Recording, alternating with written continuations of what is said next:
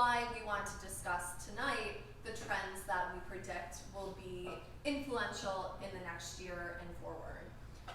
While we've had this amazing growth over the last 10 years, I do think one of the things that we are always looking towards is how do we stay relevant, how do we be progressive in our tactics, and what's going to be happening in years to come. E-commerce is super important. It's the future. It's always going to be relevant.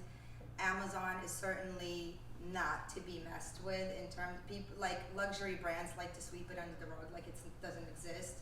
This has been the approach with digital 10 years ago. When digital first happened, no luxury brand wanted to even talk about it. Social media didn't matter, e-commerce didn't matter. Everything was like stick your head in the ground and pretend it's not going on. And eventually they had no choice but to come around. The same thing is now happening with Amazon. I think it's a matter of exploring marketplaces. I think a lot's going to be happening in the upcoming years of the crossover between online and in-store and getting that brand experience and getting to know products in person, especially in metropolitan areas. There's no question that certain pop-up concepts are really only going to be successful in a New York City or in LA. You can't market luxury purely within the digital space. There has to be something more to it. So I think with the economy kind of taking a turn, where the brands that are going to be most successful are the ones that have smaller, more efficiently operated stores as opposed to these large retail behemoths, which is where I think a lot of them are struggling. Those that are holding on to too much real estate are the ones that are going to be in big trouble. So I think about sustainability in two ways, especially with my direct-to-consumer e-commerce background. I think of it from the marketing standpoint. So 52% of the large global retailers name sustainability as one of their key agenda points that guides all of their decisions. That's from the marketing decisions, that's from the design decisions down. That's an 18% increase from 2017. That was a 2018 number. So I think the fact that it's being talked about in the C-suite by companies that control $100 billion of consumer revenue, it's only going to increase, and that 18% jump just shows that the demand is there from a sustainability standpoint. So a lot of companies think about sustainability from a bottom line, like, oh, well, how much more is this going to cost me? Whereas really we should be looking at it from a top line revenue generator, because 9 out of 10 people in Gen Z say that's their key decision making make or break factor. So I think that that the rising consumer outrage will bring it to their door and move it up the list in terms of priorities. But I think right now companies are struggling with how to be everywhere, how to sell everywhere across channels, how to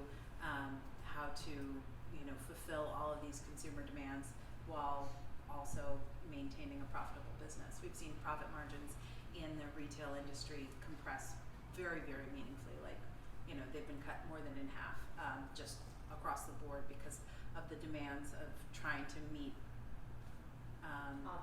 all the demands. The Amazon effect is that brands now are having to take hit to their margins, like what Liz had mentioned, and they have to play the game in order to remain relevant. And even if there's what they're doing on Amazon, but it's also making sure that the user experience mirrors that even on their own website. So now that Amazon is offering one-day shipping, does that now mean brands also have to try and offer one-day shipping, even though they don't have the logistical ecosystem that Amazon has? Audiences are changing, consumers are changing. Younger consumers don't have the same need for the luxury experience, and this is something that's really hard for the luxury brands to swallow. Luxury brands are like, no, we have a ceremony. You have to stand there for 25 minutes while we complete the ceremony so that you can feel really, really special about what you're buying. And that's great when you have your Saturday afternoon to spend on that type of experience. But younger consumers, if they know that you're a luxury brand, don't think any less of you if they're in a hurry and they want to buy all of their things at once and they're running down the street and they want to make sure that they get their belt that they need to go with their outfit together with their cereal and their home supplies and whatever else that they're trying to buy at that exact moment. And I think that this is something that's going to shift the way brands look at doing business, because it used to be perceived as low end, but it's not, because convenience is now high end, and that experience is more valuable to them than the ceremony, because time is valuable.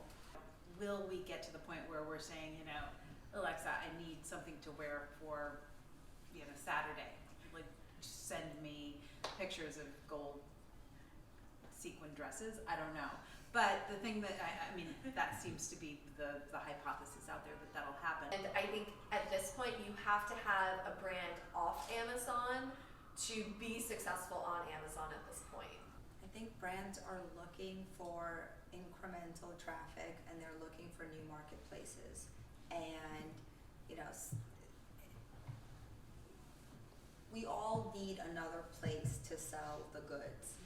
So I personally think that based on consumer trends, desiring, you know, brands that are aligned with both their personal values and, you know, this desire for sustainability, you know, these two things can actually kind of coincide, and it can be, you know, spoken about in a really positive way from a marketing standpoint.